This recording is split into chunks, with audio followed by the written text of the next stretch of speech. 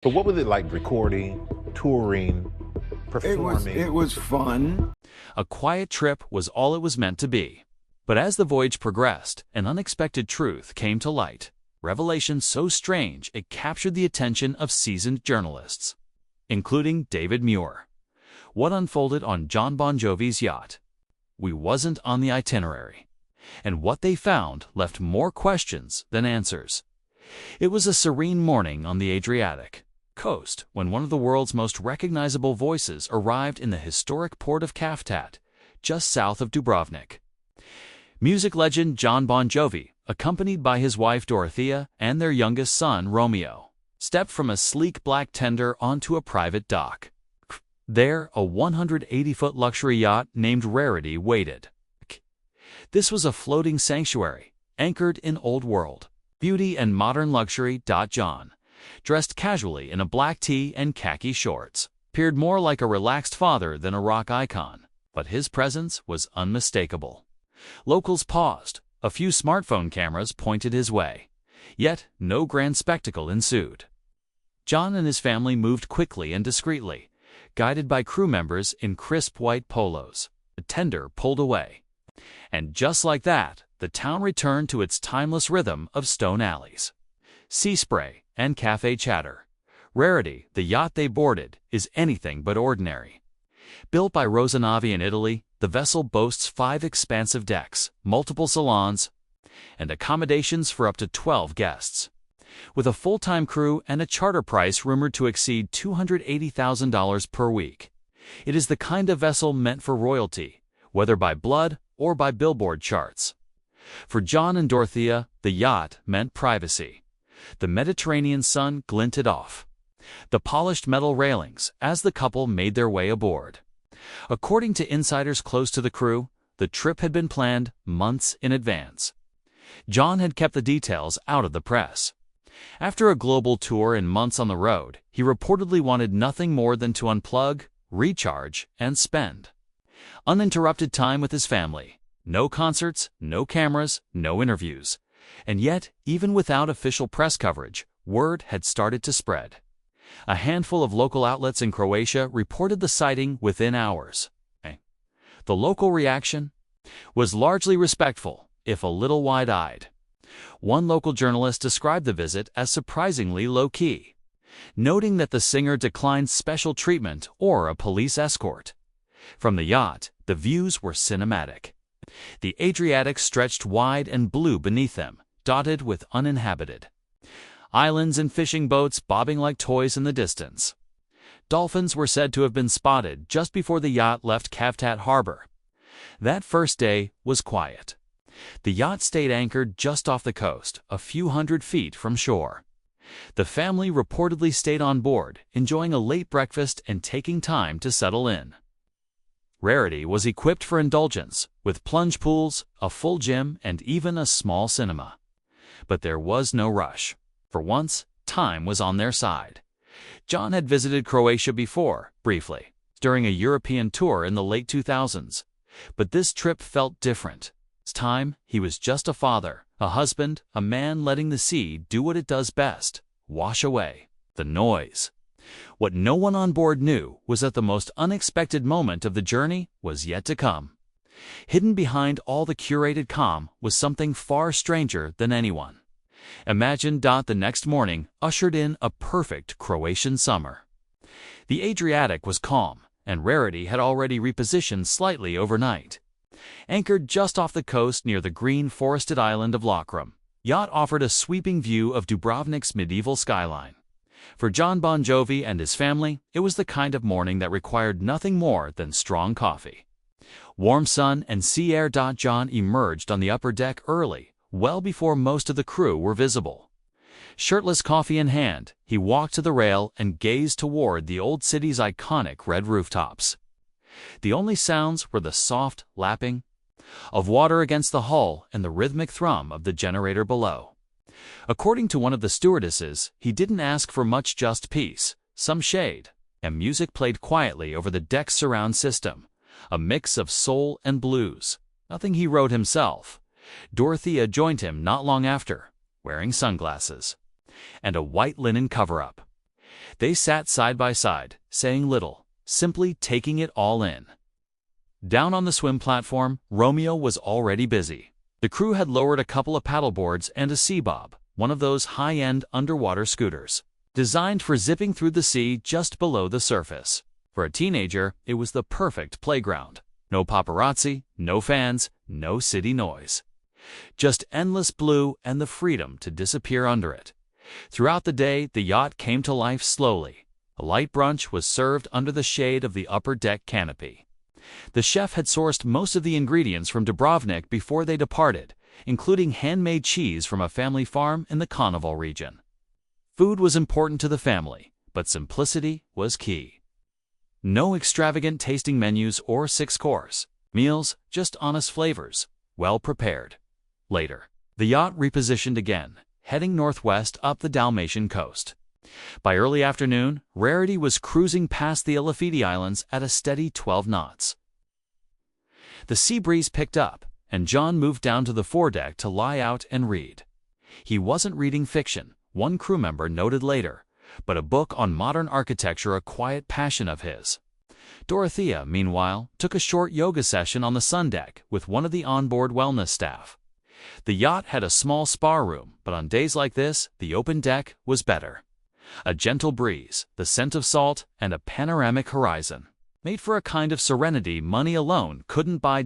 At one point in the afternoon, the yacht slowed as dolphins appeared off the port side.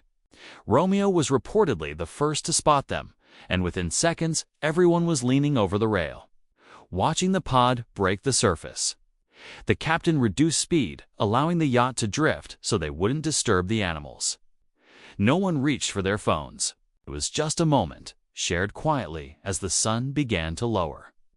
Casting soft amber light across the upper deck, plans for dinner were made. The family opted not to dock that night. Instead, they would dine aboard, anchored just off the small island of Sippin. The chef prepared grilled sea bass with rosemary potatoes and lemon, paired with a local white wine from the Peljacac Peninsula. The table was set with understated elegance, and the meal stretched long into twilight. What stood out about the day wasn't the extravagance, it was the lack of it. For all the luxury Rarity offered, the family used it like a retreat, not a stage. No loud music, no parties, no selfies, just to see. Some silence and time together. Unseen by the world, yet somehow more real than any concert stage. But even as the family settled into their quiet rhythm, the yacht itself carried secrets, deeper than anyone on board could have imagined. By the third day at sea, the rhythm aboard Rarity had allegedly become instinctive. Mornings began slowly.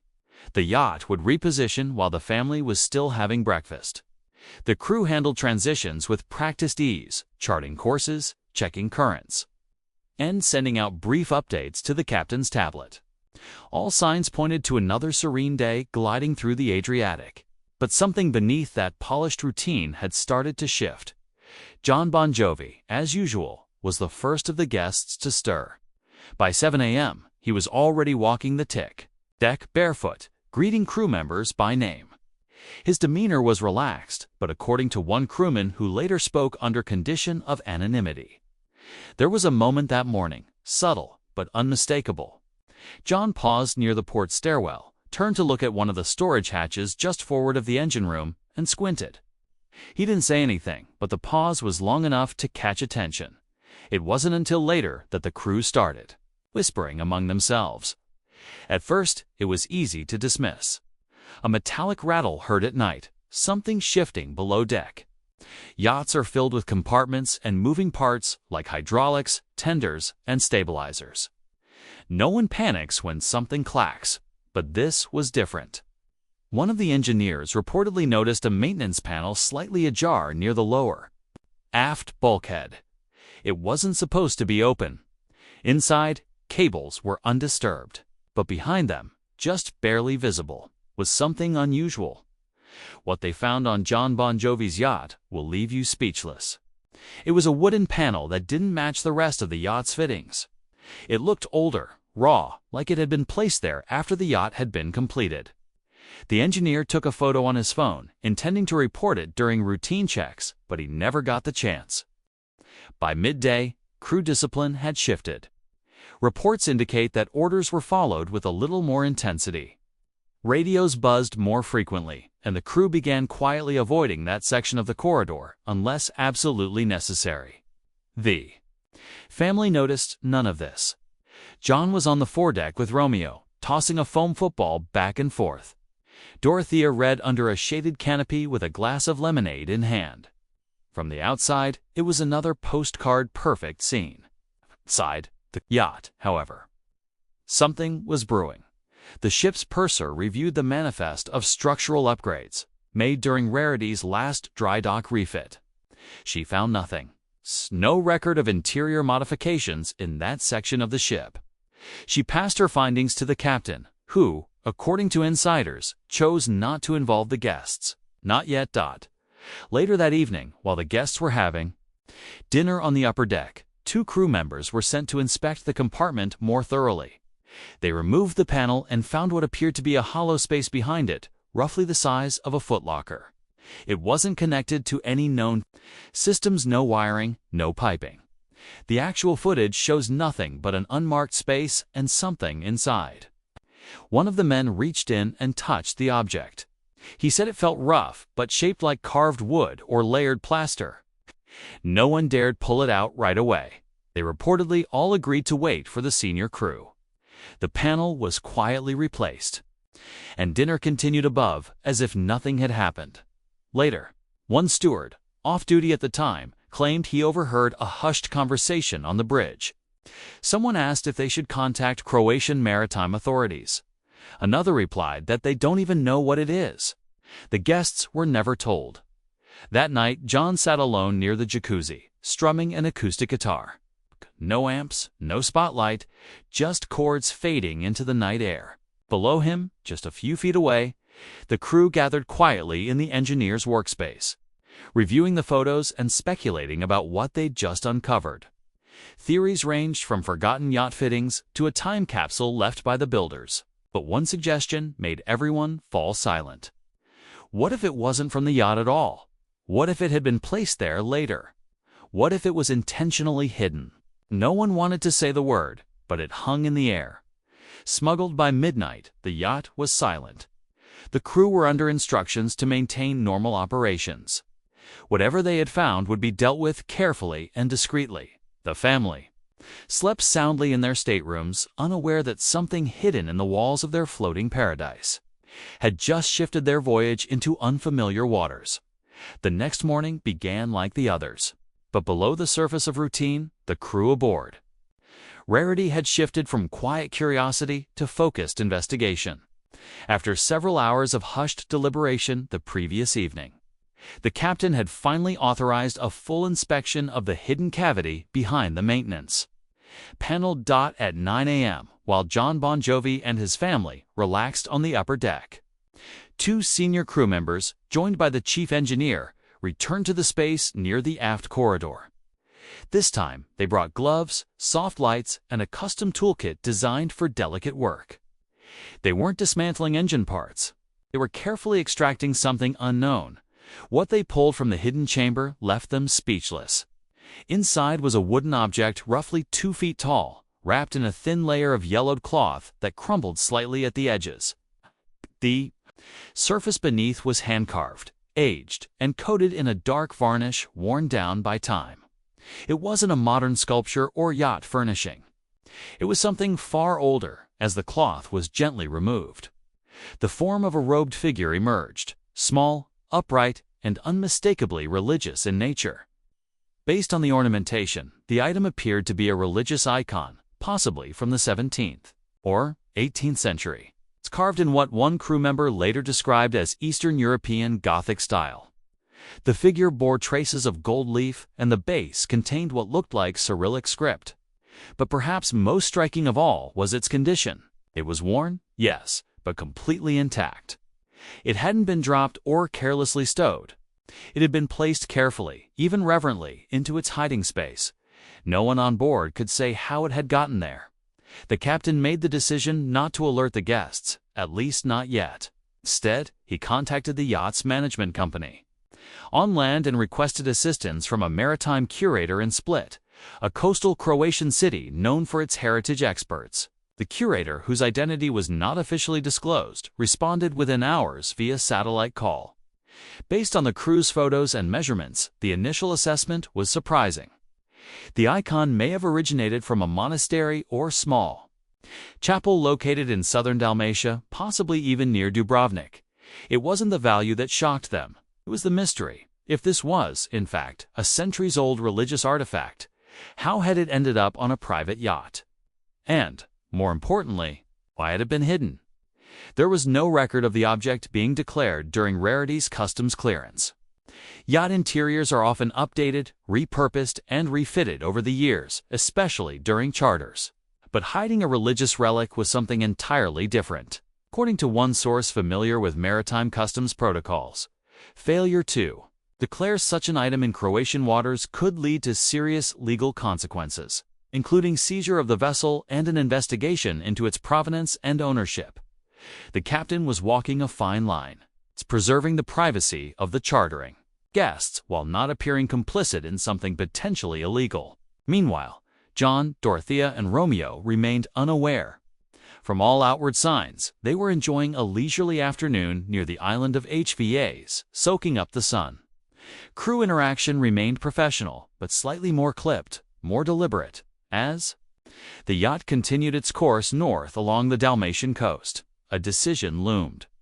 Report the discovery to Croatian cultural authorities or quietly return the item during the yacht's next port inspection. Either way, the object had disrupted what was supposed to be an uneventful escape. One crew member asked later what the object felt like when he held it. Gave a simple answer: heavy, not in weight, something else. Like it came with a story we weren't supposed to find. And whatever that story was, it had just surfaced uninvited aboard Rarity, with the item now securely stowed in the yacht's crew office, wrapped and placed inside a protective case. The atmosphere aboard Rarity became a study in contrast. Above deck, laughter and sun. Below, quiet urgency. At the center of this tension was a simple question: what exactly had they found? To answer it, the captain initiated contact with a private maritime antiquities specialist based out of Split. According to crew familiar with the call, the expert was well known in the Adriatic region for working with yacht owners who occasionally stumbled upon historic items, mostly coins, fragments, or old navigational instruments brought up from dives. But this was something else entirely. The initial photographs sent to the expert were clear and well lit, showing the wooden figure from multiple angles. Within hours, a response came back. The item strongly resembled devotional art from the early 1700s, most likely produced by artisans working under the influence of the Orthodox or Byzantine Christian traditions. The distinct carving style and gold-flake accents suggested it had been created in southern Dalmatia, a region rich in religious history and maritime trade. Jon Bon Jovi, whose family had no access to these discussions, continued to enjoy the cruise with Dorothea and their son. From what insiders later shared, there was no sign that any of them were aware an artifact of historical significance was sitting just one deck below them, drawing the attention of experts and yacht authorities. One detail that stood out to the maritime expert was a faded inscription etched into the base of the statue. Written in Old Church Slavonic, a liturgical language no longer used in daily life. The text included the name of a coastal parish that no longer existed, destroyed during 19th-century storms and never rebuilt. According to archived church records, that parish had once housed a small collection of hand-carved devotional items used for sea blessings by traveling priests. This suggested the icon might not have just been art. It could have served a functional, even ceremonial role. It may have accompanied local fishermen or seafarers as a symbol of protection and safe passage. If that were true, its presence aboard a modern yacht was almost poetic. The Split expert requested the item be delivered to a secure location on land for full analysis. But there was a legal obstacle. Croatian law places strict controls on the export and transport of cultural artifacts. Any religious or historical item found within territorial waters, especially without documentation, can trigger an investigation by the Ministry of Culture. Simply removing the object from the yacht and handing it over could expose the crew, and potentially the yacht's management company, to scrutiny. So instead, an alternative was reportedly proposed: an on-board evaluation. The yacht's next planned docking point was a private marina near Zadar, a quieter port away from the bustle of Split or Dubrovnik. Arrangements were made to have the expert come aboard discreetly. The visit was timed for early evening, just after Jon and his family were scheduled to dine at a small seaside restaurant nearby. When the expert arrived, he was escorted below deck immediately. He carried a portable examination kit containing UV lights, magnifiers, swabs, and imaging tools. According to someone who observed the process, the man worked in silence, taking nearly an hour to complete his preliminary assessment. His conclusion: the object was authentic. The wear patterns, oxidation levels, wood grain, and microresidue analysis all aligned with items that had spent centuries in coastal climates. There was no sign it had been recreated or altered. The carving was detailed but unrefined, typical of devotional works made by skilled hands, not mass-produced artisans. He estimated its creation sometime between 1690 and 1730. Most compelling, however, was what the expert found hidden beneath a thin strip of the base, a compartment sealed with beeswax. It wasn't opened, but historically such compartments were often used to house relic fragments, splinter of wood, a piece of cloth, sometimes even parchment, prayers, or ashes. Whatever was inside, it had not been disturbed in centuries. That discovery turned the item from interesting to irreplaceable. The expert departed quietly without speaking to the guests. Before he left, he advised the crew in writing: the object was of significant historical and religious value and should not, under any circumstances, leave Croatian territory without authorization. That left the crew with a difficult decision. As stewards of the yacht, they were responsible for safeguarding the interests of those aboard. But now they were also, in some sense, guardians of a piece of history. In the days that followed, Rarity quietly adjusted course, not in direction, but in purpose. What began as a luxury cruise along the Croatian coast had, without warning, transformed into something closer to a diplomatic balancing act. They were now responsible for the ethical handling of a priceless piece of cultural heritage. Jon Bon Jovi, along with Dorothea and Romeo, remained blissfully unaware of the gravity of the discovery that had taken place just beneath their feet. According to insiders, the family continued their voyage as planned, dining in HAVR, making a brief visit to Korčula, and enjoying a final night anchored off the coast of Vis. To the outside world, it looked like the perfect Adriatic getaway. But, behind the scenes, the yacht's management team had begun coordinating with Croatian authorities. Once the item was confirmed to be of historical and religious significance, the decision became clear. The object would not leave the country. Instead, arrangements were made for it to be transferred quietly and respectfully to a local maritime museum in Dubrovnik, where it could be studied and preserved. According to reports from those close to the situation, Jon was informed just before the yacht's final port call. He was not upset.